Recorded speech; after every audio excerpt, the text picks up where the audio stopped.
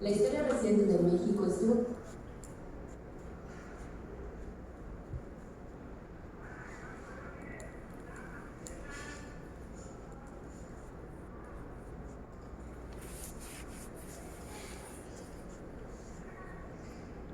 Muy bien, vamos a iniciar. Pones.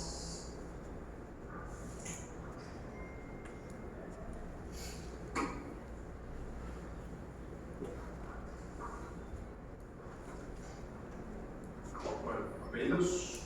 Cadena. Cadena.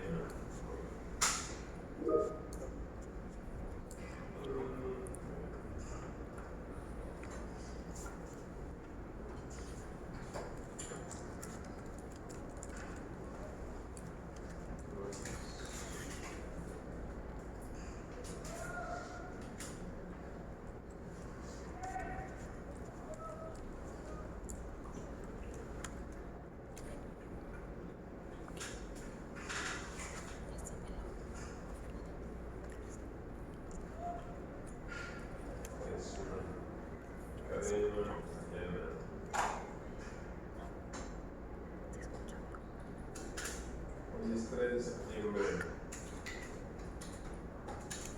Muy bien, apellidos. Señor. Gaona. Gaona. Jesús.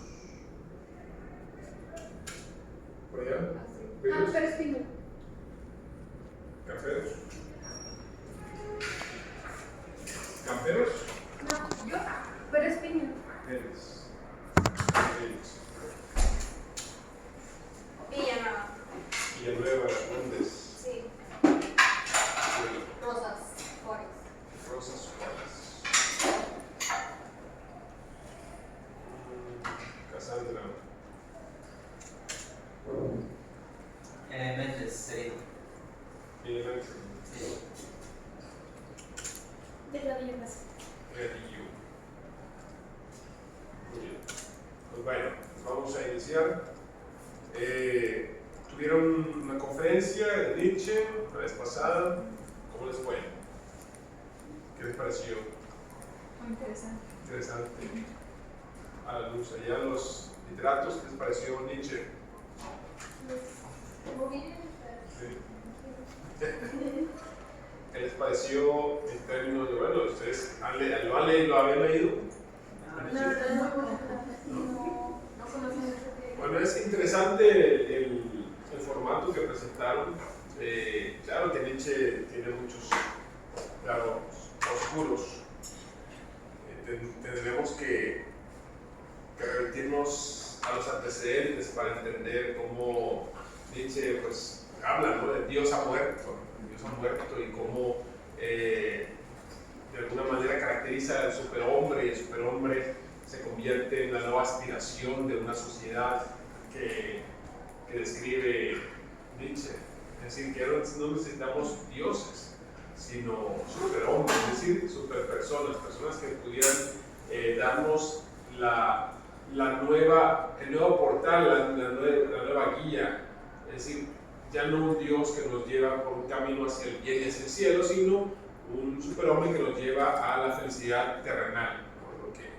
Lo que se busca, pues en lo que estamos, ¿no? Porque Nietzsche acertó cuando decía que olvidémonos de esos super abstractos y quedémonos en lo que podemos sentir, muy términos de hedonista, ¿verdad? Pero bueno, ese es Nietzsche y tiene mucha tradición, por supuesto, de ahí vienen los grandes aportes después de los psicólogos como Freud, como Schopenhauer, el filósofo también. Bueno, en fin, perdón, Schopenhauer primero, después Nietzsche. Pues vamos a retomar el punto de la geometría y el mito que habíamos comentado en la clase pasada. Ya nos tocaría otra lectura y presentaríamos nuestra primera evidencia de aprendizaje, que sería nuestro primer producto que les presentaré en unos minutos. Muy bien. Estábamos leyendo el texto de Aguilar Rivera. Les recuerdo que el texto está ahí, ustedes hicieron un reporte de lectura y hoy vamos a concluir esa lectura. Hoy la concluimos. Aquí la tenemos.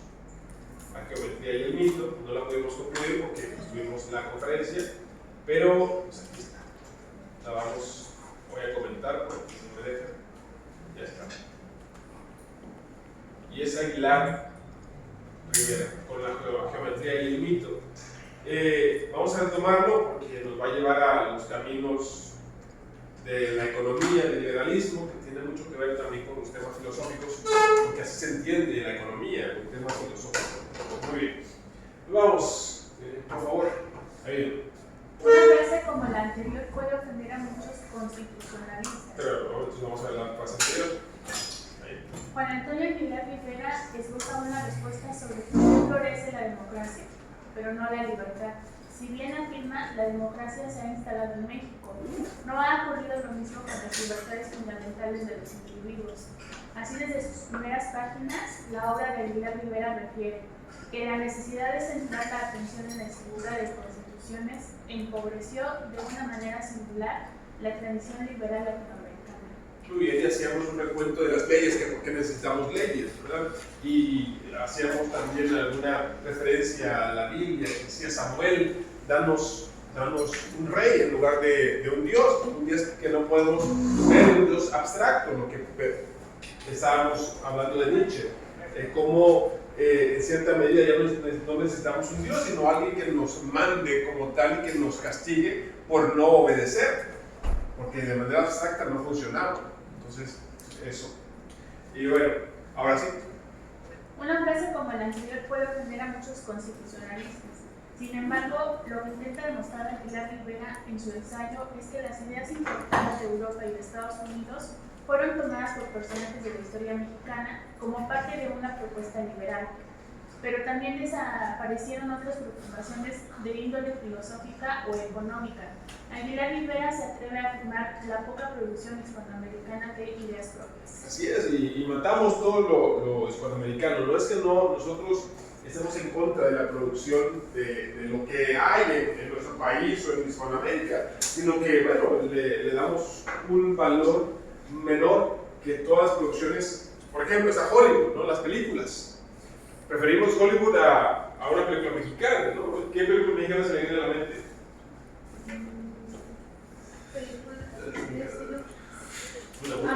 Amarte duele. Amores perros, muy bien. Y pues bueno, son películas que de alguna manera trascienden un poquito lo mediático y llegan a estar en nosotros porque tienen referencias muy sólidas a la cultura propia. Por ejemplo, pues, Amarte duele, que es una copia de una película brasileña que se llama, ahorita les digo cómo se llama, pero llega al mismo tono, ¿no? Es decir, se tropicaliza y como se hace un contexto mexicano del pobre que ama a la rica, como ya se ha hecho siempre en las novelas rosas, la rica que ama al pobre y que, no, al revés, la pobre que ama a la rica, no, la pobre que ama al rico, ¿sí? Y muchos cuentos de ellos. Entonces, ciertamente Hollywood nos trae unas producciones basadas en otros elementos como la ciencia ficción, una película estadounidense de Hollywood. Fantasía, ciencia ficción, acción. Pulp Fiction, por ejemplo. ¿Sí? Y son películas inolvidables, ¿no? La Guerra de las Galaxias, por ejemplo. ¿Ustedes recuerdan alguna película mexicana que les haya puesto, por ejemplo, como, no sé, Avengers, ¿qué más? Películas palomeras, ¿verdad? Pero que recordamos y que tenemos mucho que contar acerca de ellos. La nueva película de Deadpool, por ejemplo. ¿Sí? ¿Pero qué película mexicana está en cartelera? Pedro Páramo, ahorita va a salir en diciembre, si no recuerdo mal, la película de Pedro Páramo. La película de Juan Rulfo es totalmente mexicana. Bueno. Es sobre la cultura mexicana. Vamos a ver cómo le va. Sí, porque aparte está producida por Netflix, una empresa estadounidense que tiene sus propias ideologías. O sea, cómo la adaptan. Claro, porque Coco, que está basada en la cultura mexicana, pues... Está un poquito mal pensada. Sí, y tiene muchos estereotipos, ¿no? El guarache, de la tía, ¿no? De la mamá, o sea, todos esos estereotipos. Y claro, son películas que están hechas para vender, etc. Pero como tienen el recurso americano y tienen la ideología americana, pues nos pone en la cabeza, ¿no? La de Intensamente, por ejemplo, por hablar de películas. Pero hablemos de obras. Hablemos de obras, ¿no? Por ejemplo, tenemos a un autor mexicano. Gabriel García. No, ese es siempre lo confundo mexicano. ¿Y el otro? Guillermo del Toro, pero no es autor, es autor. No es director, autor. Pero el director me está dirigiendo el. Juan Rulfo, ¿no? Ya dijimos. Pero para, que es la obra. Y de ahí. Octavio Paz también era de aquí o era de. ¿Quién? Octavio Paz. Pablo Neruda. No, Octavio Paz era mexicano, que escribía ensayos, claro. Pablo Neruda también, ¿no? ¿Pablo Neruda? No, Mexicano. no. Era peruano o ecuatoriano, no sé. O chileno, no recuerdo. Fue exiliado también. En la película, hay una película que se llama El Cartero, muy buena, que habla de Pablo Neruda. Pero bueno, autores como Octavio Paz, Rulfo y. Rulfo, ¿qué más? Sor Juana, pues. Bueno, en su momento, ¿verdad? Hombres necios que acosáis a la mujer sin razón, si veis que solo en razón de lo mismo que culpáis, ¿por qué con ese sin igual solicitáis su desdén y luego. No. ¿Por qué primero incitáis al mal y solicitáis su desdén? Sí. Alfonso Reyes. Alfonso Reyes, el mexicano internacional, muy bien.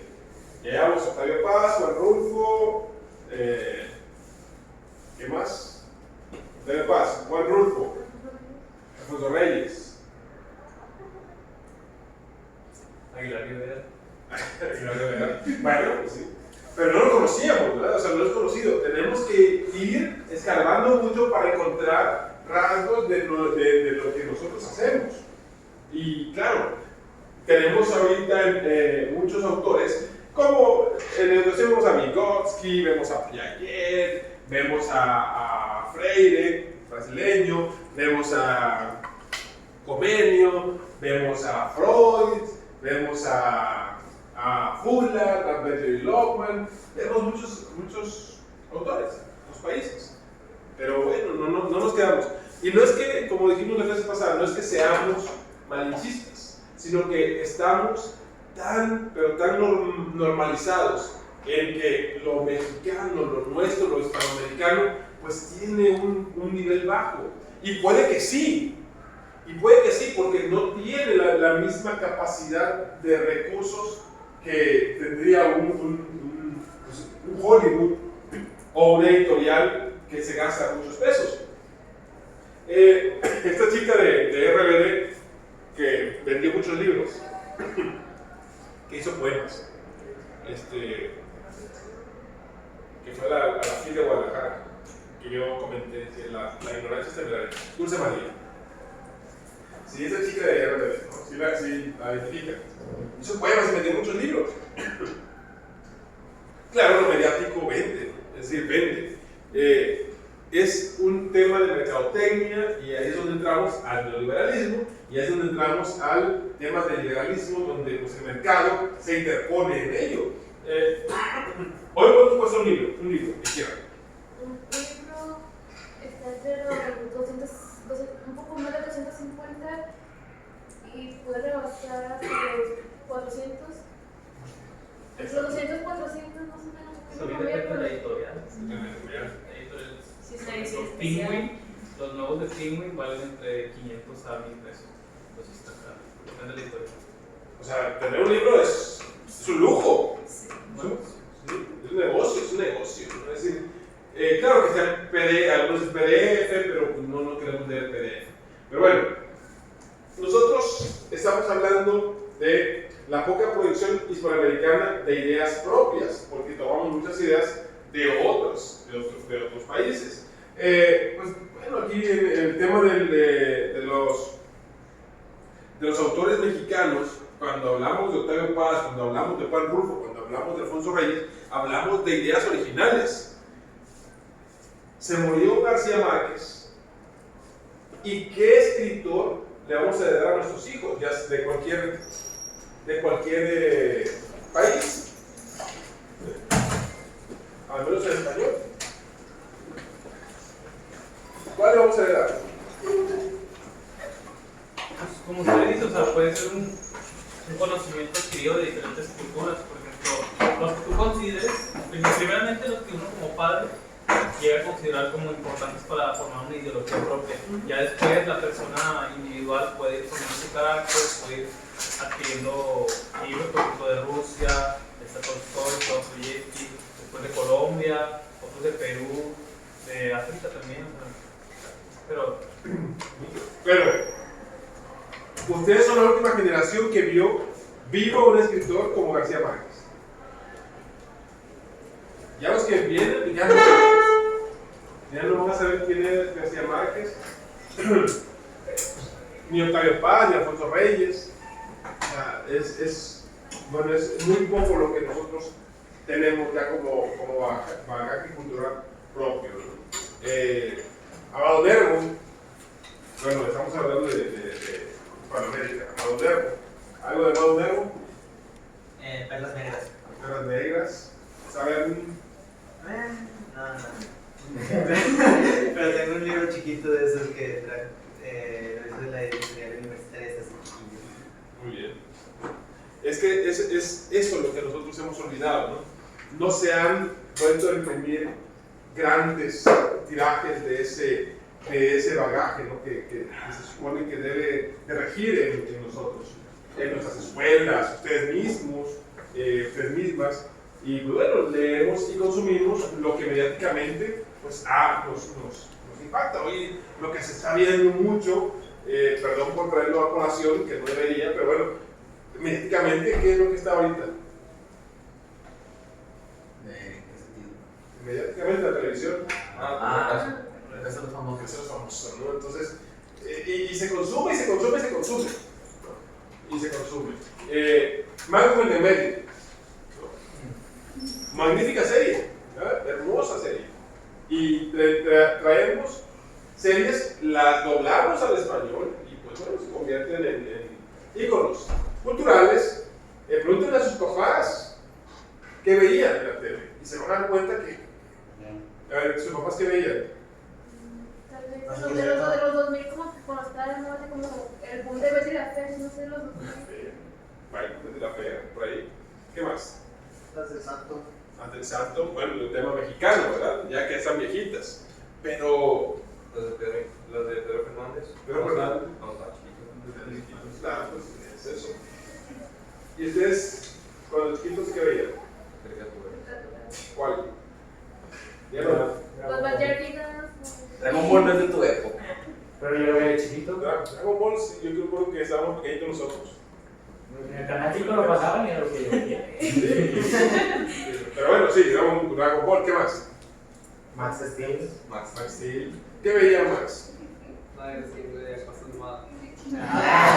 No veía los discursos políticos Yo veía el debate político. de la dictadura latinoamericana. De hecho, ya estaba leyendo la crítica a la razón pura de no, veía caricaturas, pero un poco más como. Supongo que más nuevas que ustedes no conocerán. Así como Gumball o Un Show Más o sí, pues sí, de Cartoon Network. Teen Titans Go. ¿De caricatura mexicana? El Chavo del Ocho. Los luchadores, las películas de leyendas. No, mira, las películas de las leyendas. ¿Las películas mexicanas? ¿Las leyendas? Sí, No, pero ustedes han visto de chiquitos. También nos tocó las leyendas. Muchos aquí tenían que. No, pero ¿fue película o fue serie? Son varias películas. Son películas, pero son películas animadas. Ok. ¿Sí están buenas? Sí, la verdad sí están muy entretenidas. Bueno. Si las comparas con otras, pues ya está. Pero bueno, esos elementos que como dicen los autores, Boaventura, Gary Rivera, y como decía Freire, también brasileño, que decía, es que preferimos preferimos lo de afuera porque pues, obviamente nos venden una cantidad de información incrustada en imágenes y haciendo gala de todos sus recursos, que de manera que no podemos rehusarnos a verlos. No podemos rehusarnos. Es decir, están ahí y pues hay que hacerlo. Hay que verlo porque pues, es mediáticamente pues, muy bueno. Bueno, seguimos con este tema de Aguilar Rivera, que es, para los que acaban de llegar, estamos hablando del mito, ¿no? La parte de Aguilar Rivera donde pues, está mitificando el tema de los aspectos que no consideramos valiosos de nuestra cultura hispanoamericana. Por favor. El texto de Aguilar Rivera empieza con la llegada del liberalismo a México en el siglo XIX y cómo este se transforma en diferentes discursos promovidos por distintos personajes de la historia mexicana. Si bien Aguilar Rivera es objetivo señalando datos, resalta la pasión de los personajes que estuvieron vinculados con ideas liberales, como Gustavo Velasco y Luis Cabrera. Asimismo, respalda el ensayo de autores como John Stuart Mill, Stephen Holmes y Richard Steele, que respaldan las definiciones empleadas y las conclusiones a las que llegan en cada capítulo. Eso tiene un libro que se llama Sobre la Libertad, ¿no? Que después lo hicieron anime, pero es tan profundo ese texto, que habla, por ejemplo, de que ¿cómo es posible que creamos, como lo debatíamos en la clase anterior, que somos libres? ¿Cómo es posible que siquiera nos pase por la mente que seamos libres? ¿No? Y debatíamos el tema de la libertad y concluimos que No existe libertad. que no existe la libertad. Entonces, están aquí ¿por qué? Las cadenas que nos atan, el sistema que tenemos que reproducir. Entonces, ¿libertad de qué? ¿En qué sentido? ¿No? Es decir, y pensamos que somos libres. Claro que si le pensamos un poquito de manera filosófica, vamos a darnos cuenta. Bueno, es que, ustedes que hoy acababa de ver un video sobre eso y decía que no podemos ser libres, pero sí podríamos ser dependientes a nuestra manera, que podría ser casi libres a nuestra manera. Es decir, en una jaula podemos ser libres, ¿verdad? Porque si no movemos las cadenas no las sentimos. Es decir, en una jaula podemos ser libres, ¿sí no? Sí. Sí, porque pues, en la jaula pues, tengo comida, me va bien, no corro peligros, entonces estoy bien, ¿sí? No puedo salir como estamos nosotros, porque ¿qué nos dice? Usted no puede beber hasta que tenga 18. ¿Verdad? Está en la libertad de tomar si quiere, pero no puede tomar hasta que cumpla 18. ¿Sí? ¿A qué hora regresa a su casa? A la hora que quiere. ¿Será? No. Usted hace lo que quiere, o lo que puede, o lo que le dejan hacer. ¿Qué? Lo que me dejan hacer. Me dejan hacer, entonces no es libre. Somos libres. Ya concluimos eso, ¿no? Es decir, la libertad tiene matices, no es monoslábica, sí o no, sino que la libertad está en nosotros, pero también está la responsabilidad y los valores y todo lo que nos impide, pues el libertinaje y corromperse en temas de libertad. ¿No? Bueno, vamos, por favor. El aporte no está solamente en los datos proporcionados por el autor, sino también en el esfuerzo por señalar las características de un liberalismo mexicano, que difieren del liberalismo clásico y que se acercan más a la propuesta liberal de la Europa continental. Así, Aguilar Rivera señala claramente que el liberalismo mexicano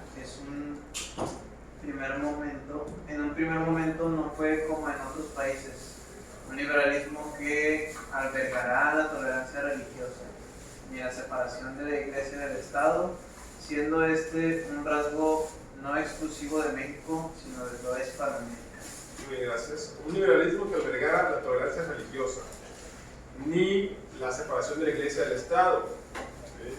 Y eso fue, obviamente, todo. Después de la Revolución Francesa, el Estado ya no podía estar vinculado a la religión como lo estuvo, aunque pues, hoy sigue también fortaleciendo sus vínculos.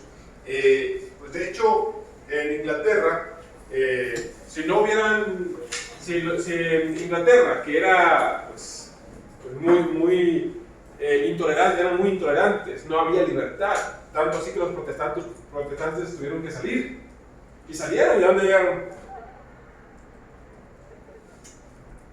¿A dónde llegaron los? A ver. Aquí. Cerca. Cerca. A la Ciudad de México. ¿No están ¿No están viendo que se infestó de gringos? No, ¿no? ¿Están viendo que se infestó de gringos allá? Que los quieren sacar. No, llegaron a lo que hoy es Estados Unidos, ¿no? Ahí. O sea, antes de que se independizaran de los ingleses, usted habla de las colonias. Sí, claro. Bueno, pues fueron al norte de América. De Father, ¿no? Los padres fundadores que venían en el Mayflower, como les decía, y llegaron a Estados Unidos y pues fundaron lo que hoy conocemos como Estados Unidos de Norteamérica. Y bueno, si eso no hubiera pasado, si no hubiera habido, hubiera habido intolerancia religiosa en Inglaterra, Es de América, ¿no? sí, Estados Unidos de América. sí, Norteamérica. no, de América, perdón, sí. Pero, bueno, Sí, porque es Norteamérica porque México también es Norteamérica, ¿verdad? Así es. Si no hubiera habido esa intolerancia religiosa, pues Hitler hubiera ganado la guerra. Hitler hubiera ganado la guerra. De hecho, no, es que, o sea, ¿cómo llegó a esa conclusión? ¿por quién impidió que Hitler? Bueno, es porque durante la Segunda Guerra Mundial eran los estadounidenses los que estaban manteniendo Ok, ya. suministros Ya. para Inglaterra. Y Ya, pues ya. si no hubiera sido por eso, pues a lo mejor No, de hecho, hubieran de perdido. hecho, Estados Unidos intervino. Sí, ya entendí su razón. Intervino, ¿no? Sí. Es decir, si no hubiera estado Estados Unidos, Ajá, Hitler hubiera ganado la guerra. ya. Entonces, todo lo que pues, de alguna manera nos ha atado a esa cultura, a esa tecnología, a esos rubros mediáticos, pues bueno, está aquí, ¿no?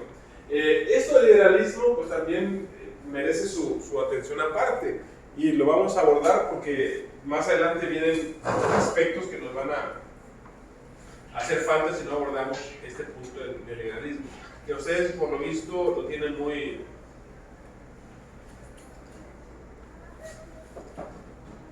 Sí, no lo vamos a tocar a fondo porque es un tema muy amplio, ¿no? El liberalismo, pero bueno, ¿ustedes son liberales? No sé. ¿Son liberales? No. No libertinos, liberales. Es muy bueno, es bastante tentador, la verdad. Claro, pues es que es la búsqueda del placer a toda costa, ¿no? El hedonismo, ¿no? Epicuro y su placer, ¿no? Incontrolable. Pero nosotros somos liberales porque creemos en la libertad, ¿no?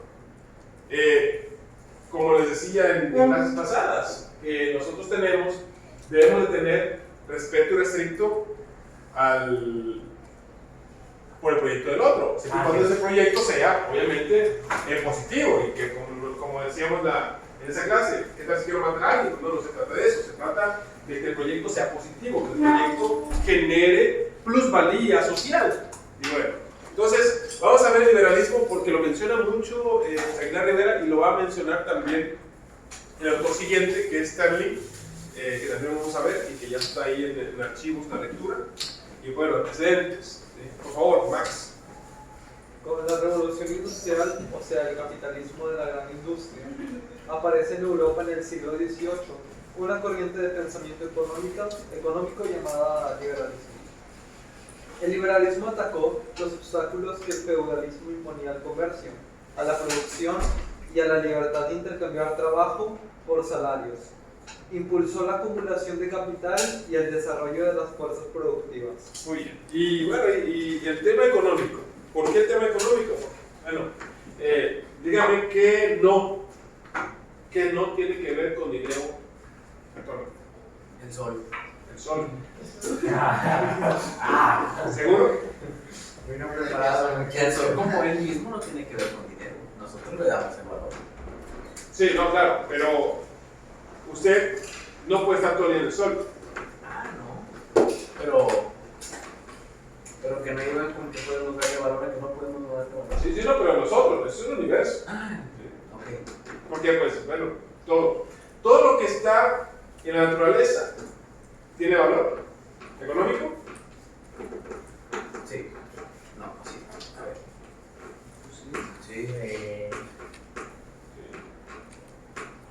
oxígeno? ¿Tiene valor económico? Sí. ¿Cuánto me cobran por respirar? Pero Está potencialmente. No tiene valor. si le da COVID, sí le cobran por respirar. Claro, porque ya hubo un trabajo previo para encapsular el oxígeno. ¿Verdad? Y entonces me lo cobran, porque ya hubo un valor agregado. Entonces hay que sacar plusvalía de ese valor agregado. Por ejemplo, el sol, que El sol. lo quema mucho, entonces hay cosas para protegerlo de esa radioactividad. Claro. Y pues también ya hay los paneles, ¿no? Que me ayudan a ahorrar dinero con la energía solar. Capitalizamos al sol. Sí, capitalizamos al sol. Su función. Bueno, Su función. Y en ese sentido, todo lo que llamamos liberalismo, pues tenía que ver con el tema de la producción.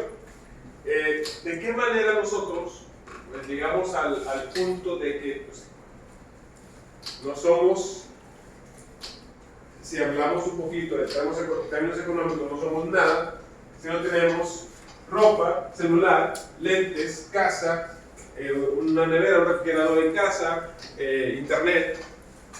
¿Qué somos sin eso? humanos. No. ¿Pero capital? No, tampoco somos humanos. Homeless. Vagos. Menos preciso. ¿Qué somos? A ver, por ejemplo, para comer una hamburguesa, ¿cuánto cuesta una hamburguesa? ¿De casera o 60 pesos. 60 pesos. Sin combo, 80 y... No, sí, claro, porque llegamos a comprar y nos dicen, la hamburguesa, no, ¿quiere la más barata? ¿Quiere la más barata? Le damos el combo 1. 35 pesos, si me parece. Es como estudiante. Pero, ¿realmente vale 60 pesos la hamburguesa? No, vale más. O sea, sí, porque Si le las están haces- dando todo el proceso para que valga eso. Si lo haces individual, Porque están haciendo un trabajo De hecho- aparte para que valga eso. ¿cuánto te cuesta cortarla y No. conseguir la vaca? No, A ver, pero es que hay que diferenciar entre valor de uso y la sustancia de valor. La sustancia de valor sería el trabajo que se hizo para transformar La vaca en carne. todos los recursos materiales La hamburguesa. en la hamburguesa. Entonces, lo que generaría entonces el valor de la mercancía sería por lo tanto el trabajo y no su valor de uso o de lo que esté hecho. Pero pues es como las pizzas. Una pizza, tú vas a hacerla, te vale 20 pesos, pero te la van en 100. Que depende de la demanda. Porque La oferta y la demanda. por el Es que, o valor. sea, puedes llegar a extremos porque imagínate que no puedes depender de nada, de ninguna institución o mercado para querer hacer una pizza. Entonces, a ver, ¿de dónde consigues el salami? Pues vas a la Soriana y lo compras. Pero no puedes, güey. No puedes. Pero no hay mercado, no hay mercado. Es Ah, decir, sí, chico. no hay mercado. La única es la empresa donde No hay Sí, ¿cuánto costaría una hamburguesa si no hubiera mercado? Es decir, si no hubiera ese valor agregado, si no hubiera ese sistema de cooperación que ustedes y nosotros llamamos capitalismo. Porque el capitalismo es un sistema de cooperación que ayuda a que usted coma una hamburguesa de 60 pesos y no vaya a matar la vaca y no tenga que ir a cosechar trigo y hacer la harina de trigo, cocinar el pan. Como la Rorro. ¿Cómo? Como Rorro. ¿Cómo quién? Rorro es una TikToker que hace eso. Me tiraron mucho en un tiempo porque le hacía desayuno a su esposo, pero ella se decía que no, ¿quieres un sándwich? Y ella iba y creo que cosechaba la lechuga. Cosechaba el trigo. Y el pan, pues para hacer el pan, y ella lo hacía, la mayonesa. Bueno, pues imagínense que no hubiera, que tuvieron que hacer eso. ¿En cuánto tiempo estaría? ¿En cuánto tiempo se comerían una hamburguesa? Si tenían que matar la vaca, la leche para el pan, bueno, la leche, conseguir la leche. Es que todo es ganado, es producto de tiempo. Claro, pero en ese momento, ustedes no tendrían la posibilidad de hacer nada si no hubiera sistema de cooperación. Porque ahorita vamos por leche y cuesta 30 pesos y traigo un litro de leche, se acabó. Pero si no, por ejemplo, yo tenía vacas. Y yo sacaba la leche, ¿verdad? Porque tenemos una vaca, porque quien no tenía una vaca no tenía leche. Y si no hubiera mercado, quien no tenga vaca no tiene leche. Por eso el mercado se convirtió hoy en día en el único mecanismo que hace que los productos se abaraten. O que al menos sean accesibles a nuestro bolsillo. ¿no? El ejemplo que les ponía del celular. Antes, esto costaba millones, pero con el tiempo, pues, la oferta, la demanda, la producción, la investigación, se abarató toda. Lo que les decía de los cubrebocas. En su momento hubo falta de cubrebocas, oferta y demanda, y costaban 20, 30 pesos un cubrebocas. Bajó la demanda, ya los cubrebocas cuestan lo mismo.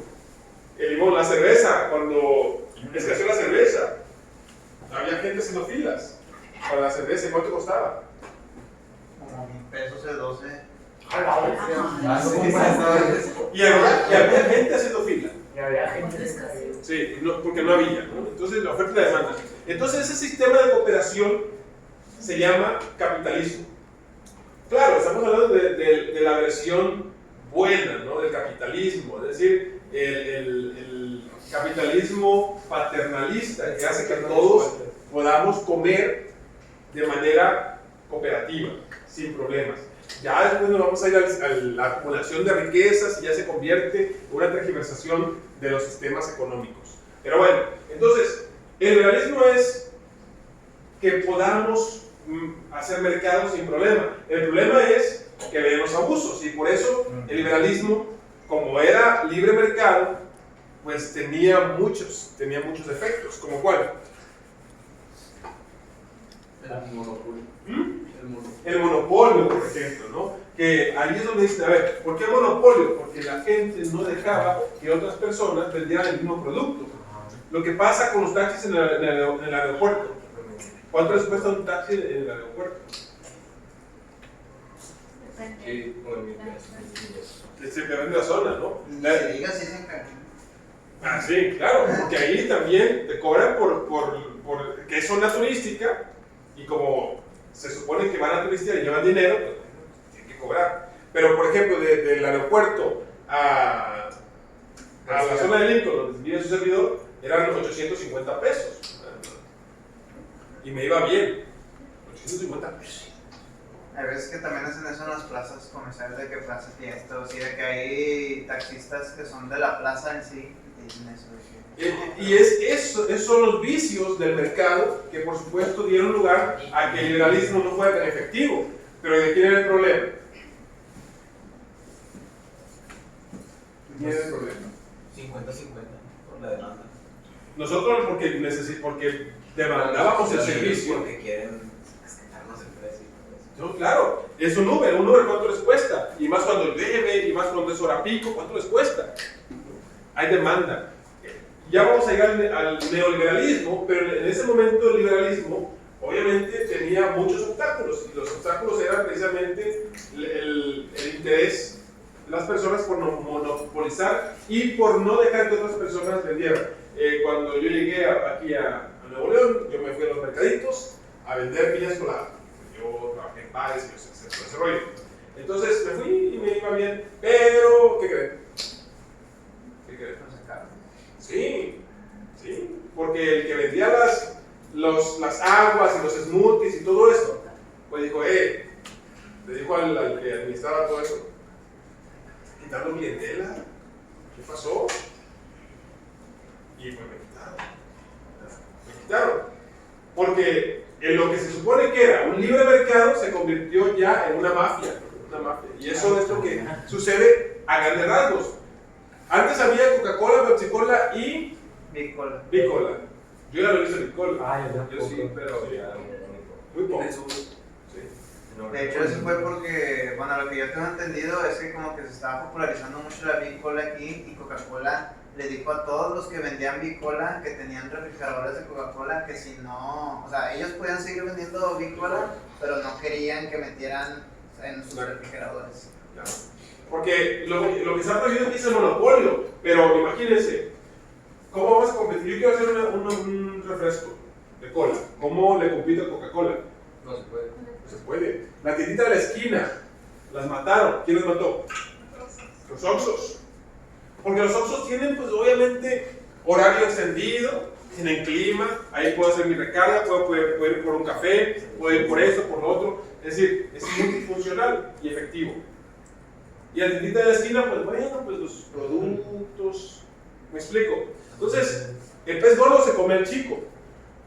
Y es eso lo que hizo que el liberalismo económico, pues en cierta medida, tuviera las dificultades para que el mercado funcionara de manera correcta, como debería correr. El mercado se autorregula, decían.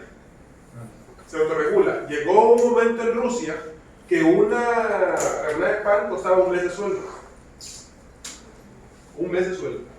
Y era más barato darle, en otros momentos, darle pan a los cerdos que trigo. Sí, porque costaba más barato el pan que el trigo. Y el pan es trigo. ¿Cómo es eso? Bueno, el pan costaba más porque ese punto de regular los precios, cuando uno no se tiene, cuando uno tiene un parámetro de mercado, es decir, ¿en cuánto doy esta camisa? Pues tengo que ver, ¿qué tengo que ver? La marca y el mercado. Tengo que ver en cuánto están vendiendo las camisas. Tengo que ver en cuánto están vendiendo las camisas usadas, porque si yo no sé cuánto y me dicen, no, vale 300, por decir algo, y yo la quiero vender en 500, nunca la voy a vender, porque el precio que se está dando es 300, ¿no? Es decir, el mercado se autorregula de acuerdo a la demanda, por supuesto, que tiene el producto y cómo el producto, cómo escasea el producto en donde se está queriendo ofertar. ¿Qué es lo que escasea actualmente en Nuevo León?